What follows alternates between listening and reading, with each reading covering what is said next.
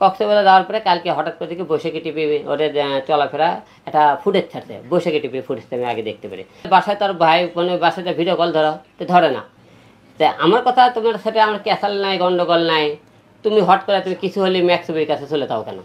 তাকে অন্তরঙ্গে কিছু ভিডিও তাদের মনে করেন, সে তাকে চুমো খাইতেছে, সে জড়িয়ে ধরতেছে, একবার কল দিলে ধরে না। সেই দিন রাত্রির বেলায় ম্যাক্সবি আমাকে ফোন দিয়ে করছে, আপনি ইতি গেলে বৌড়ে চলে গেছেন না, হোটেলে আসেন। আমি বলি হোটেলে আসেন মানে? তুই ভিডিও কল দেওয়া এখন, আমি কোন জায়গাতে আছি। সে সঙ্গে করছে কি ম্যাক্সবি ওর ছোটো ভাইক দিয়ে পাঠাছে ইতি বাসায় আছে কিনা, যা দেখি ইতি বাসায় আছে, আমি আমার বাসায়। সেই রাত্রিবেলা ওরা করছে কি কক্সবাজার হুন্ডলে কক্সবাজার উদ্দেশ্যে রওনা দেয়। কক্সবাজার যাওয়ার পরে কালকে হঠাৎ করে দেখি বৈশাখী টিভি ওদের চলাফেরা একটা ফুটেজ ছাড়ছে, বৈশাখী টিভি ফুটেজটা আমি আগে দেখতে পারি। দেখার পরে আমি খবর তোমরা কই করছে, আমরা ম্যাক করছে আমি হলে বসুন্ধরা, রিয়া করছে আমি বাসায়। আমি হ্যাঁ সে কথা বলতেছে। বলার পরে আমি তার বাসায়, তার ভাই কোনো বাসাতে ভিডিও কল ধরে না। তো আমার ভাই কোনো কোথায় ঘুম পাচ্ছে। তারপরে যাওয়ার পরে কিছুক্ষণ পরে মনে কী করছে, মনে করেন আমার যে লোকজন ছিল আমি তাদেরকে পাঠালাম যে হোটেলে আর কোন হোটেলে থাকে, কত নম্বর রুম, এবং আমি কিছু সাংবাদিক দিয়ে পাঠানোর পর তারা দেখে তারা হোটেলে তারা তো রুমে পাইছে দুইজনের মধ্যে। তা আমার কথা, তোমার সাথে আমার ক্যাসাল নাই, গন্ডগোল নাই, তুমি হট করে তুমি কিছু হলে ম্যাক্সবির কাছে চলে যাও কেন? সে তাকে ছাড়তে পারতেছে, তাকে ভালোবাসে আর কি, সব কিছু মিলে। যেহেতু আর ভিডিও ফুটেজ পাইলাম, ভিডিও ফুটেজ পাওয়ার পরে তাকে জিজ্ঞেস করার পরে কালে রাতের বেলা আমি সেই রাত্রে আমি থানায় একটা মামলা করি। মামলা করার পর সেই মামলা কাগজ আমি কক্সবাজার পাঠাই তাদেরকে ধরার জন্য। সে কক্সবাজার থেকে ভোর 4টার দিকে গেলে রাত 3টার দিকে তারা হোটেল থেকে বের হয়ে গেছে। বের হয়ে যাওয়ার পরে আমি সকালবেলা তাদেরকে মনে করেন, সে আমাকে ফোন দিয়ে বললো আমি তোকে আজকে ডিভোর্স দিয়ে দেবো এবং আমি হলে ম্যাক্সবিকে বিয়ে করব। সেই কথা আমাকে তাকে বলে দিতে।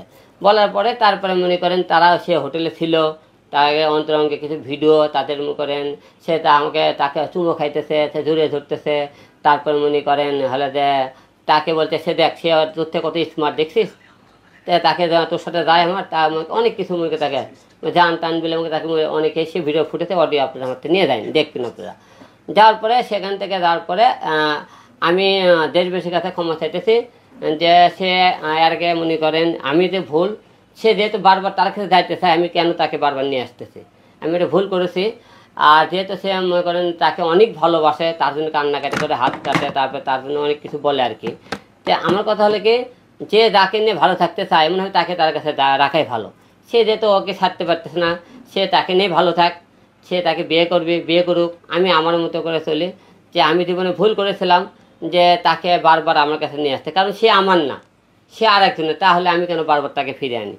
তো সব কিছু মিলে আমরা একটা কথা বলতে চাই, সে ভালো থাক, আমি আমার মতো আছি। যেহেতু মনে করেন সে কোরআনের সাথে সে এক মুঠো কোরআন, এক মুঠো তার মেয়ের মাথা থেকে বলছিল জীবনে যেহেতু ক্যাসাল গন্ডগোল হোক, আমি ম্যাক্সবির কাছে তোমার কাছে তোমার সংসার না হলে তার কাছে যাবো না, এবং তোমাকে কোনোদিন আমি ছেড়ে যাবো না।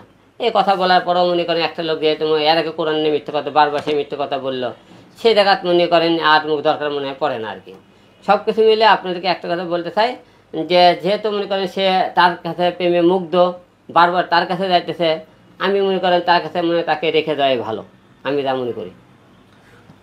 ছোট করে বলবো সেটা হচ্ছে যে আপনি কি এটাকে বাড়াবেন কিনা, আপনিও কি ডিভোর্স দেবেন কি দিবেন না? না, আমি তাকে ডিভোর্স, সে তো নিজে ডিভোর্স, কারণ সে তো এর আগে আমি তখন যেহেতু যাকে ডিভোর্স দিতে চেয়েছিলাম সে 12 লাখ টাকা আমার নামে তো যৌতুক মামলা করছিলাম আমার নামে। তো আমার কথা, সে তো মনে করেন সে তো সংসার করতে চাইতেছে না, সে কিছু হলে তার কাছে যাইতে চাইতেছে, তাহলে ডিভোর্স তো তারই দেওয়া উচিত, আমি কেন দেবো? ঠিক নাকি? সে ডিভোর্স দিক, দিতে তো আমাকে তাকে ভালো লাগতেছে না, এই জন্য আপনাকে বললাম যে সে ডিভোর্স দিয়ে তো বলেছে ডিভোর্স আজকে দেওয়ার কথা, সে দিয়েছে নাকি আমি জানি না। সে বলছে আমি ডিভোর্সে আজকে মুভিকে আমি বিয়ে করবো, সে কথা বলেছে আর কি, বাদ বিয়ে কী করছে আমি জানি না এখনো। এই বিষয়ে শেষ করবো, বাড়াবো না। এই বিষয়ে যে ঘটলো, আপনি যে আপনারা আসলে এই সামাজিক যোগাযোগ মাধ্যমে অনেক আলোচনা হয়েছে, অনেক বিতর্ক হয়েছে, আপনার পক্ষ থেকে আসলে রিয়ামণি হিরো আলম মানে কোন ধরনের কন্টেন্ট অথবা কোন ধরনের বার্তা কি যাবে কিনা ফেসবুকে? না দেখুন, আমরা বার্তা একটাই দিতে চাই, নষ্ট নারী আর নষ্ট গাড়ি ঠিক খুব কমই হয়। সে একবার নষ্ট হয়ে গেছে, নষ্ট তো নাই হবে, সে একবার শারীরিক সম্পর্ক করলো, মিলেমিশা করবে, আমি তাকে কিন্তু নিয়ে আসতে সুযোগ দিলাম একবার, সে আবারও সেই ছেলেগুলোতে আবার কক্সবাজার শারীরিক সম্পর্ক করতেছে।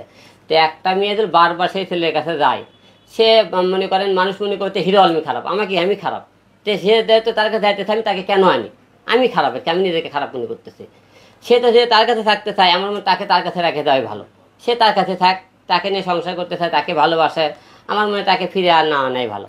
আর দেশবাসীর কাছে আজকে মনে করি আপনাকে ডাকার একটাই উদ্দেশ্য যে আপনারা সবাই জানেন হিরো আলম রিয়ামনি মিল হয়ে গেছে, তারা আবার সংসার করতেছে।